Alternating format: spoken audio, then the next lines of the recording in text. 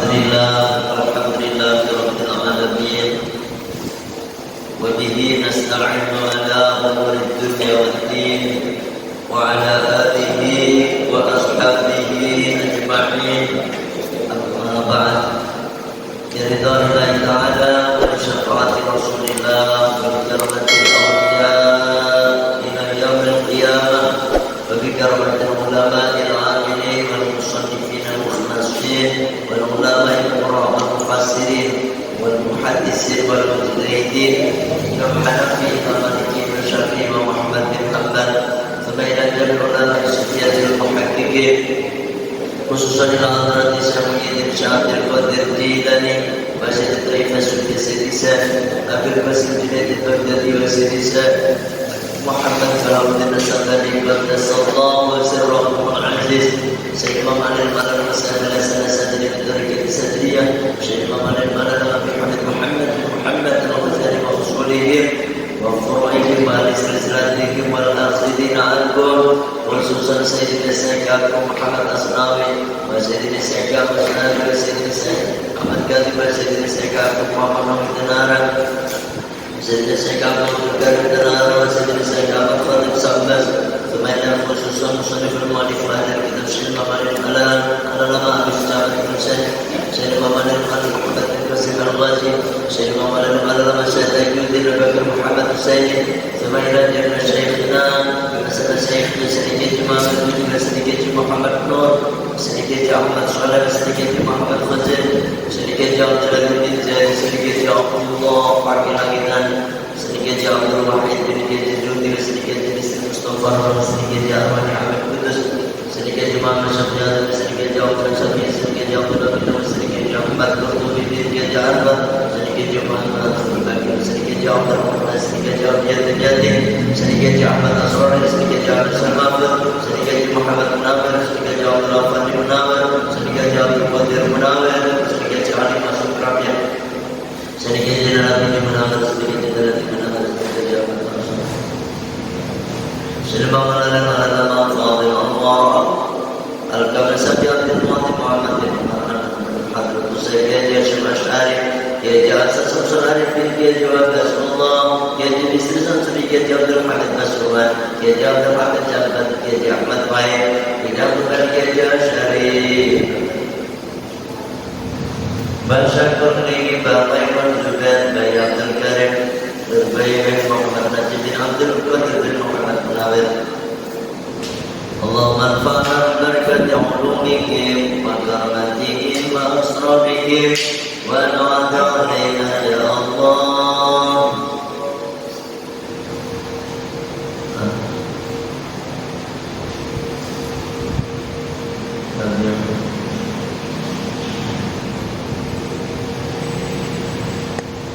Syarunillahi lakum al-Fatihah A'udhu billahi minash shaitanir rajim Bismillahirrahmanirrahim Alhamdulillahi rabbil alamin Ar-Rahmanir Rahim Maliki yaumiddin Iyyaka na'budu wa iyyaka nasta'in Ihdinas siratal mustaqim Siratal ladzina an'amta 'alaihim ghairil maghdubi 'alaihim waladdallin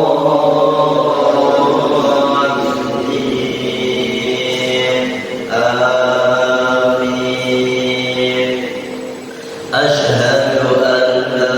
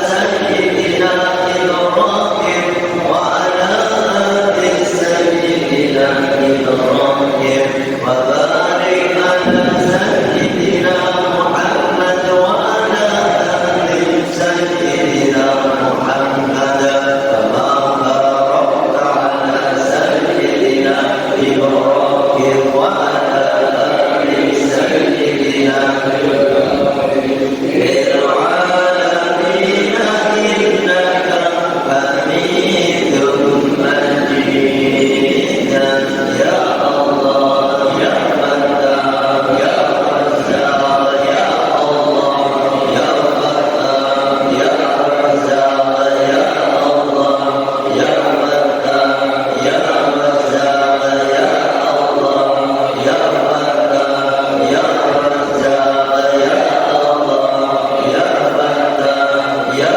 رزاق يا الله يا فتاح يا رزاق.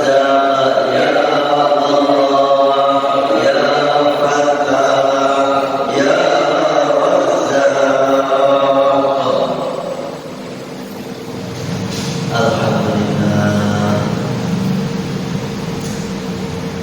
Kita lanjutkan kaji kita masih berkenaan dengan bab nikah dan ketentuan-ketentuan nikah, hukum nikah. Pada malam hari ini kita akan membahas tentang hukumnya seorang laki-laki melihat perempuan, ya. Sebagaimana kata musannif, wa nadharu rajuli ila al-mar'ati ala sab'ati adhubin. Kata musannif, melihatnya seseorang laki-laki ila al-mar'ati kepada perempuan ala sab'ati adhubin itu terdapat 7 hukum, ya, atau 7 perkara. Yang pertama,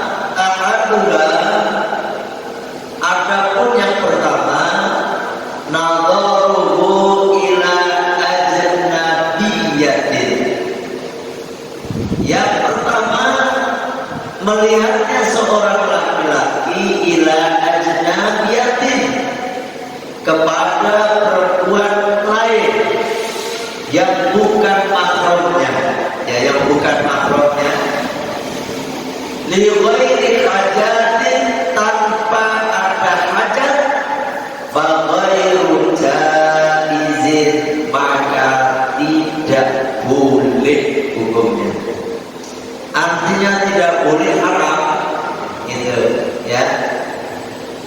Liqaulihi ta'ala, berdasarkan firman Allah Ta'ala, qul, katakanlah hai Muhammad, lil mu'minina, kepada orang-orang yang beriman, ya Allah, hendaknya mereka menahan min absarihim, dari pandangan mereka, wa yahfazu, dan hendaknya mereka menjaga furujahum, kehormatan mereka, dari pada yang demikian, azka, itu lebih baik, lebih suci lahum, untuk mereka. An-Nur ayat 30.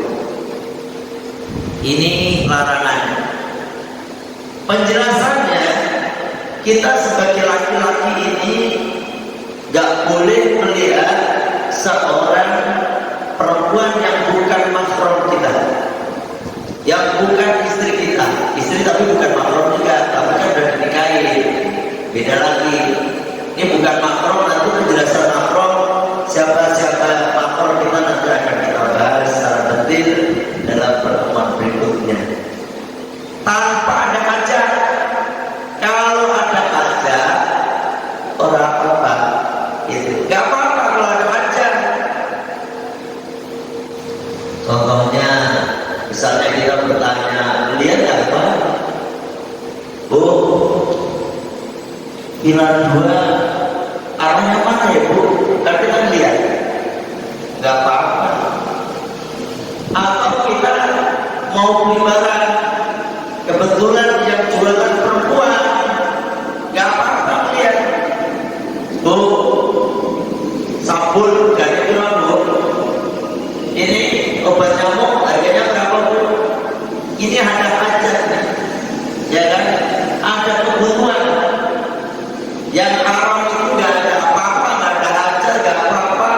Ada perempuan, bukan apa-apa kita peneluin. Wah cantik ya, insyaallah. Astagfirullahaladzim. Pakai astagfirullah lagi.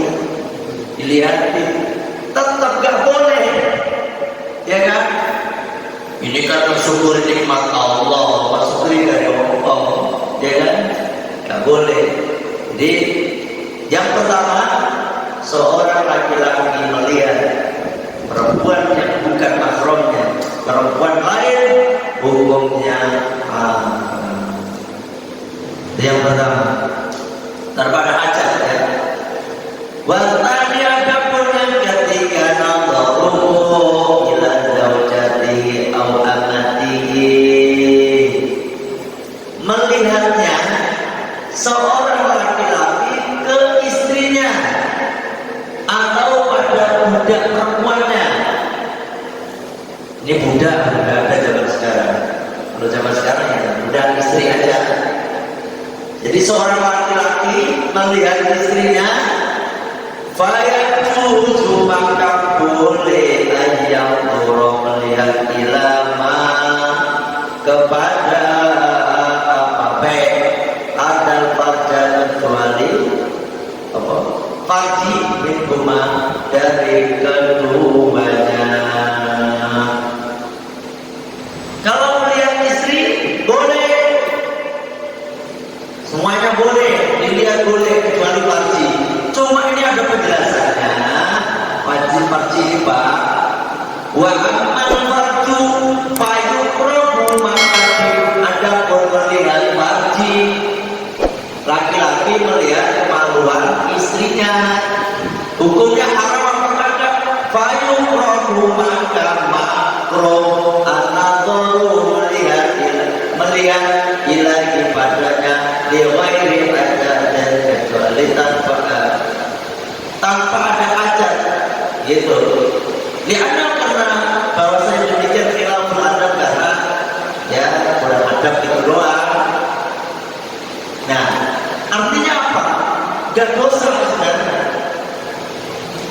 Ngomong-ngomong, bapak-bapak timbul juga begitu.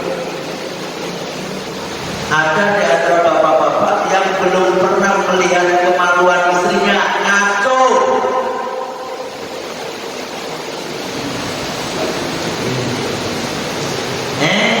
Rane gratis.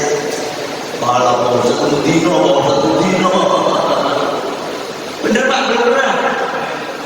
Oh, belum nikah. Belum nikah yang benar Pak. Kalau belum nikah udah dapat pesantren gue. Tinggal di pondok dulu tapi ya, tinggal di pondok. Nanti kalau ada santri yang cocok nikahin dulu ya. Yang penting santrinya mau ya Bapak ya. Bapak mau, santrinya mau, guys, magang, bungkus ya. Ini kalau istri cuma makro itu apa? Lihat nggak dosa kan? Cuma kurang bagus, kurang baik.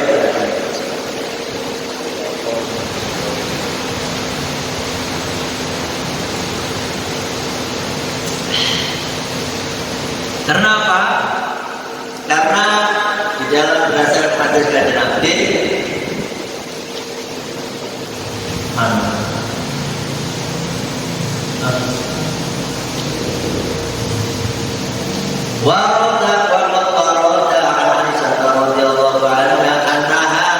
ini telah datang dari Ibu Siti Aisyah radhiyallahu anha, salah satu hadis kajian Nabi, bahwasanya Ibu Siti Aisyah radhiyallahu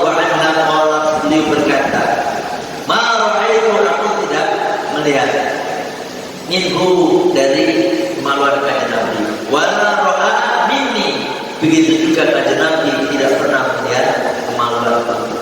Ini kata Ibu Siti Aisyah. Bukan berarti larangan, karena di sini tidak ada kalimat larangan. Jadi hanya makruh aja kemudian. Nah, ya kan? Makanya kenapa kok makruh? Atau kenapa kok melihat itu kesannya itu makruh? Orang itu kalau sering melihat begituan, ujung-ujungnya nanti orang itu akan jadi lemah syahwat gitu.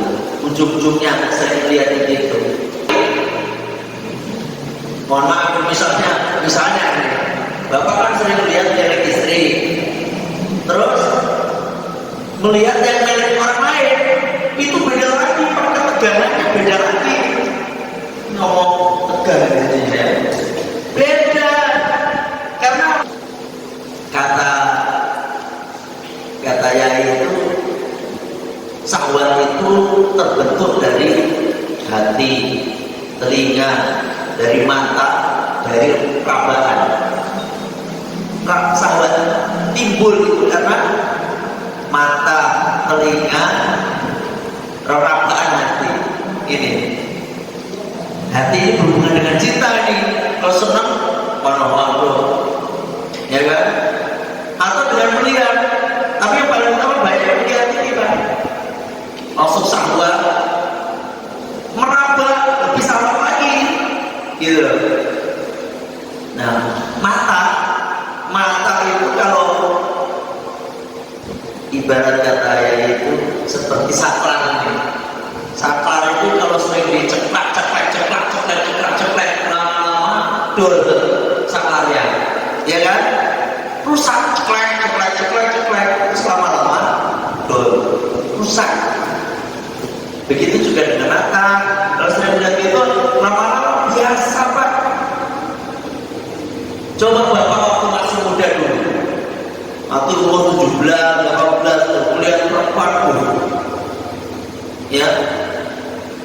Dan semakin ditutupi orang itu bikin penasaran, Pak. Betul atau benar? Daripada Bapak melihat perempuan yang membuka auratnya, itu paling enggak, oh itu doang. Tapi kalau ditutupi udah penasaran banget, bikin penasaran. Ada perempuan pakai tertutup rapi, jilbabnya rapi, lutut, punten nih, kelihatan apa namanya, kakinya dikit aja kita gitu kan. Apalagi kalau kelihatan ada sedikit naik dikit aja nih, wah, gitu. Daripada yang dibuka langsung begitu. Makanya dikisahkan di zaman Kanjeng Nabi Sallallahu Alaihi Wasallam, awal-awal perintah puasa, ya itu kan nggak boleh mengumpuli istri. Awal-awal perintah puasa, jadi siang malam puasa, malam nggak boleh ngumpulin istri. Pertama, setelah itu saya ada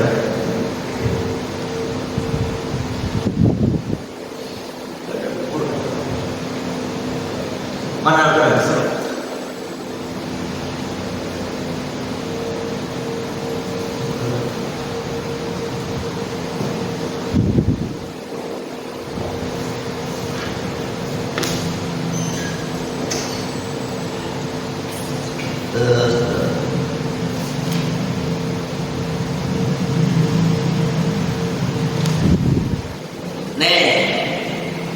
Mana?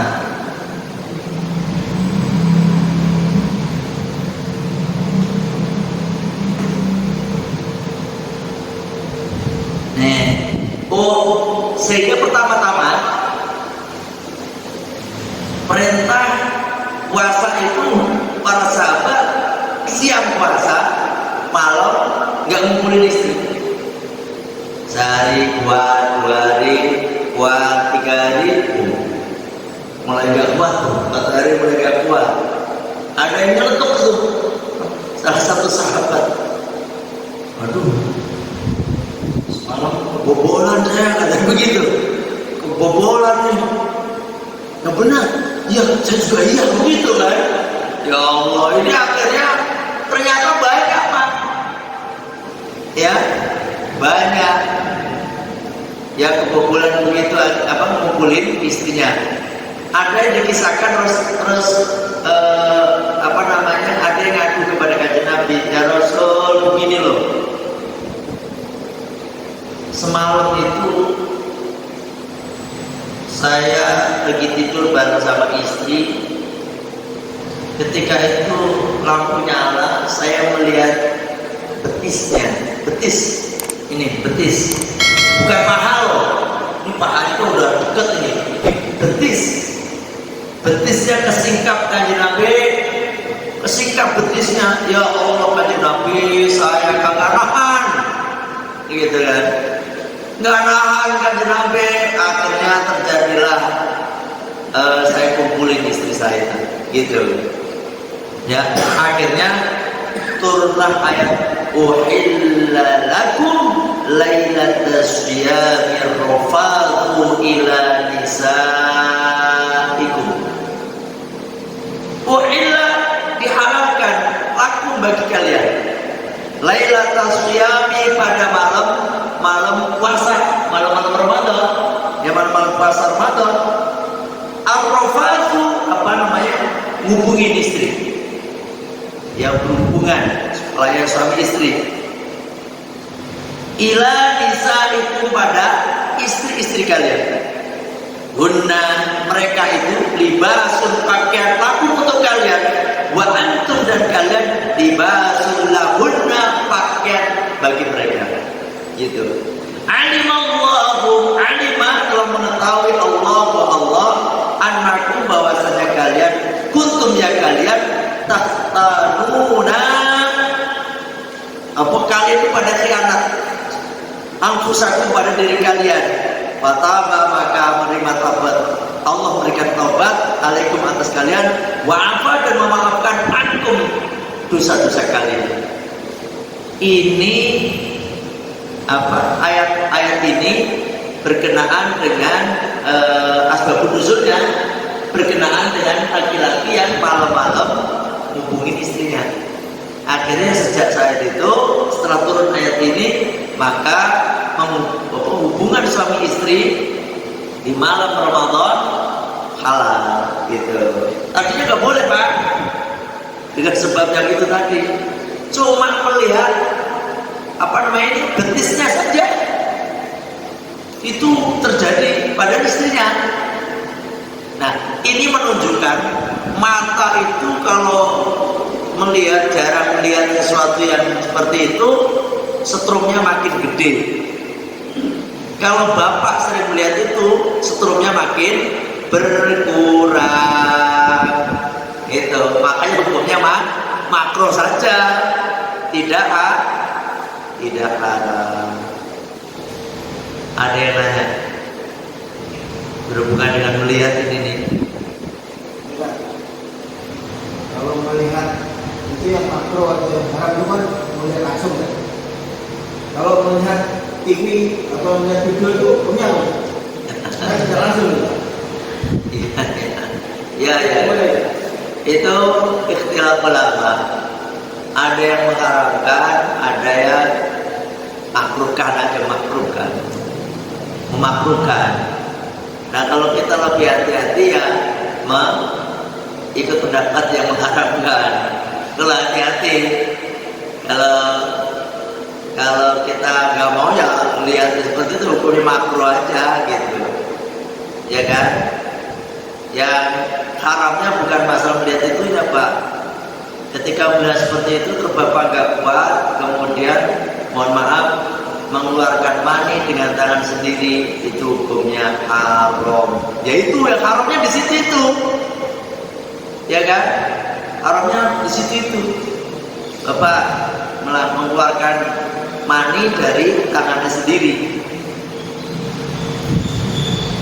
pakai tangannya istri halal, tangan istri halal, thayyibah itu, ya kan? Tapi tangan sendiri haram. Kalau melihat tadi itu ikhtilaf, ada yang makruh, ada yang haram. Kalau itu haram, susah Pak. Nonton TV rata-rata orang pada gak pakai jilbab. Makanya kalau ulama-ulama yang sakel gitu kan gak mau nonton TV, ya kan? Nah, paling tidak ya kalau nonton TV kita ikut, kalau TV loh ya, ikut pendapat yang makruh ya. Kalau yang haram mungkin nonton film yang gak kena kan lah ya. Film-film yang wes sampai ngerti sendiri gitu. Nah, seperti itu. Ya. Terus jalan yang mana? Ya. Ada lagi yang nanya? Ada? Nah, alhamdulillah kalau sekarang melihat berhubungan di malam hari raya, di malam Ramadan, puasa Ramadan, istri kita halal. Itu yang kedua. Jadi melihat istri apanya baik boleh. Yang makro melihat farjinya saja. Itu farji yang aurat besar itu makro. Ya kan ini tadi dalilnya ya. Tapi makro itu artinya bukannya haram, boleh melihat, tapi alangkah baiknya tidak melihat biar sahabat kita awet. Rata-rata punten ya, artis-artis yang udah biasa seperti itu, dia sahabatnya kurang. Ya, kalau jenengan itu misalnya melihat artis agak langsung dem gitu kan, itu karena apa nih?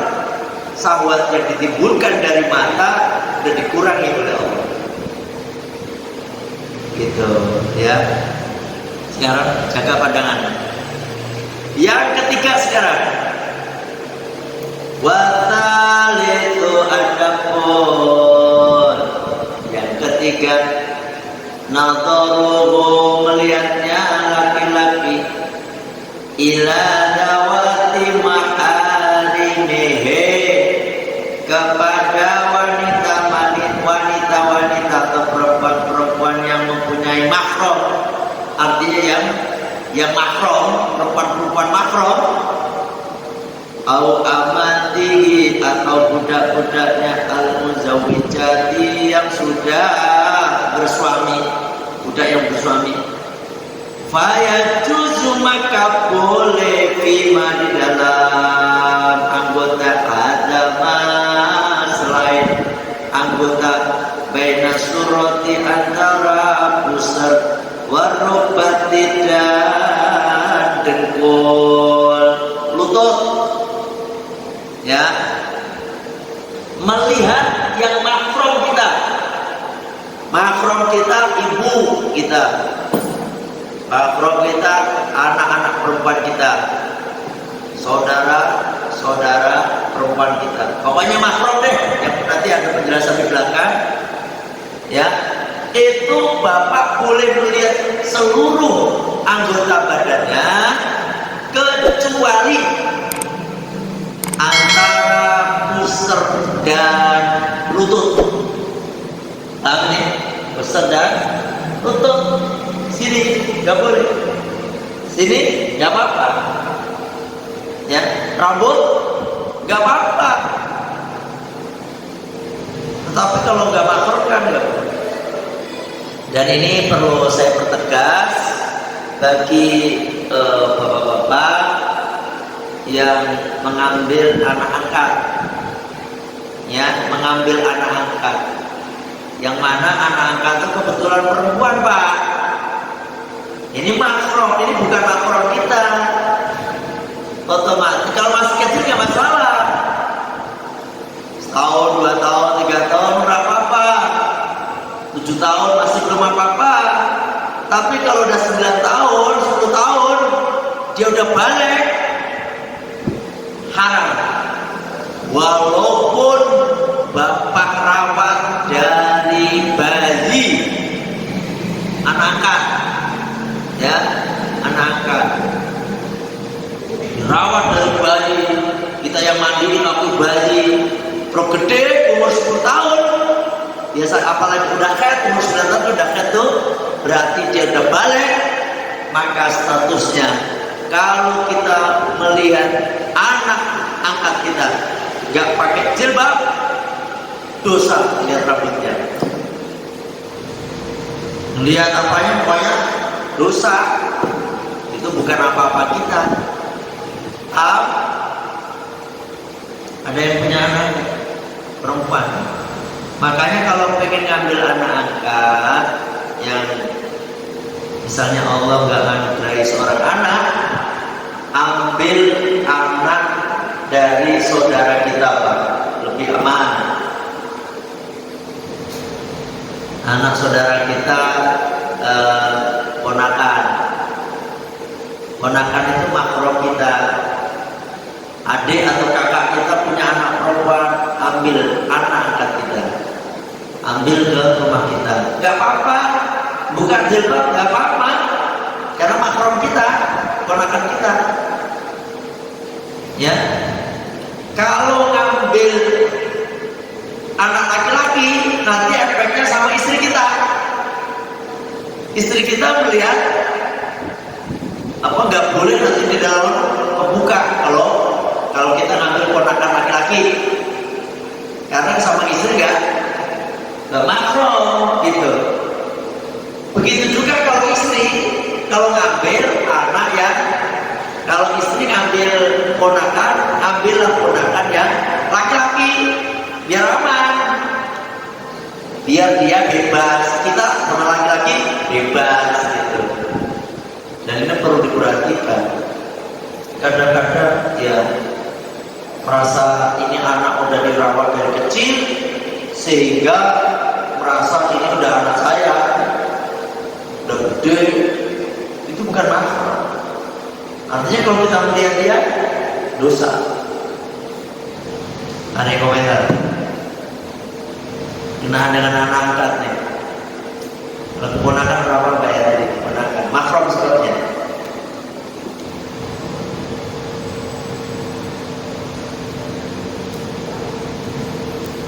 Bismillah.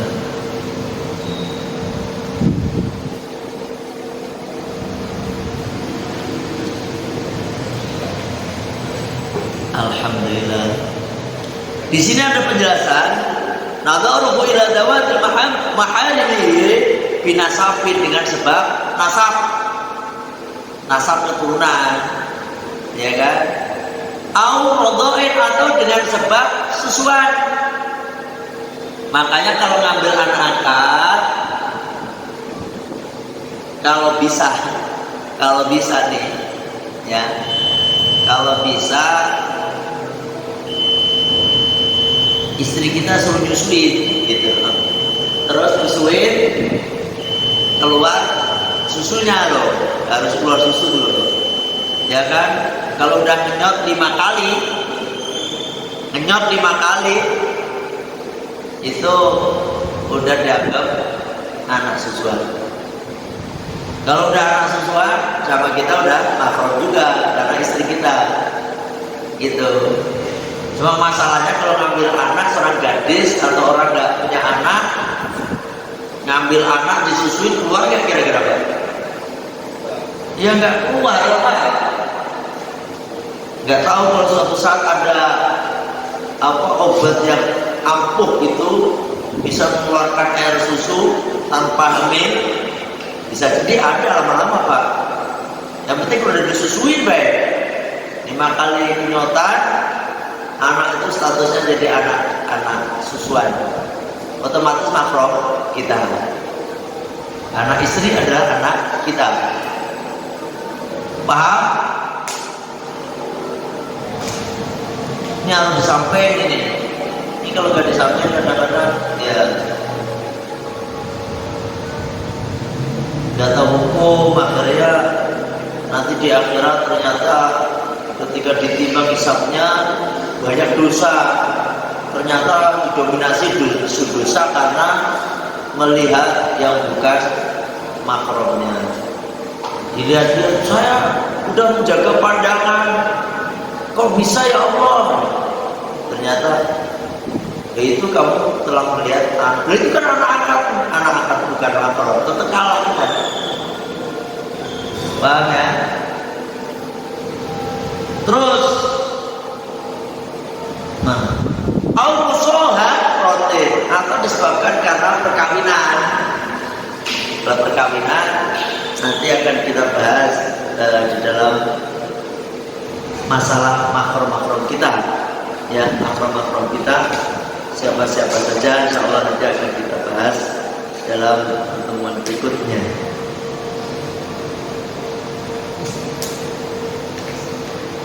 Ada yang ditanyakan sebelum diakhiri? Ya. Assalamualaikum warahmatullahi wabarakatuh. Salam. Sebuah hadis mengatakan bahwasanya manakala seorang maka amalnya tertulis di salah satunya adalah walaupun sebagai wanita, yaitu seorang anak yang bermanfaat. Pertanyaannya adalah bagaimana dengan kasus yang kita bahas, yaitu dengan anak angkat, itu apakah nanti bisa memberikan syafaat kepada orang tua yang masuk? Ya, terima kasih. Assalamualaikum. Salam. Anak angkat itu sama dengan orang lain. Pertanyaannya, apakah anak angkat itu bisa memberikan syafaat kepada bapak ibu angkatnya? Bisa juga. Saya bisa mensyafaati bapak, bapak juga bisa mensyafaati saya nanti di akhirat. Sesama teman itu bisa saling memberi pertolongan. Beda dengan anak kandung. Kalau anak kandung itu otomatis, Pak. Anak kandung itu kalau berbuat kebaikan, otomatis bapak ibunya dapat kebaikan. Kalau orang lain itu harus disampaikan, gitu. Rabbana taqabbal wa autir ma qara'nahu minal qur'anil azim ila ruhi, kata Imam Syafi'i. Jadi harus disampaikan kepada roh siapa? Baru sampai. Kalau nggak disampaikan, nggak nyampe. Beda dengan anak. Kalau anak dia beramal baik, otomatis orang tuanya dapat kebaikan dari apa yang dilakukan oleh anak. Nah, statusnya anak angkat sama dengan orang lain tadi. Kita kan disuruh oleh Kanjeng Nabi untuk mendoakan sesama muslim. Allahumma ighfir lil muslimin wal muslimat wal mu'minina wal mu'minat al ahya'i minhum wal amwat. Bahkan itu menjadi rukun khutbah. Kalau khutbah nggak ada mendoakan ini sama muslim, nggak sah khutbah. Paham ya? Kalau khutbah itu tetap menghafir muslimin wal muslimat, itu wajib, Pak. Wajib doa itu. Nggak dibaca, kagak sah sholat Jumatan. Artinya apa? Doa sesama muslim sampai, gitu. Apakah memberikan manfaat atau syafaat? Bisa, tapi harus disampaikan tadi. Kalau anak, otomatis anak berbuat baik, bapaknya akan mendapatkan kebaikan anak. Tapi sebaliknya, anak berbuat buruk, orang tuanya pun dapat gara-gara anaknya melakukan satu keburukan. Kita tutup dengan baca sholawat dan Sayyidul Istighfar. Bismillahirrahmanirrahim. Wa sallallahu ala sayyidina Muhammadin wa ala alihi wa sahbihi wa sallam. Allahumma anta rabbi la ilaha illa anta khalaqtani wa ana 'abduka wa ana 'ala ahdika wa wa'dika mastata'tu a'udzu bika min syarri ma sana'tu abu'u laka bi ni'matika alayya wa abu'u bi dhanbi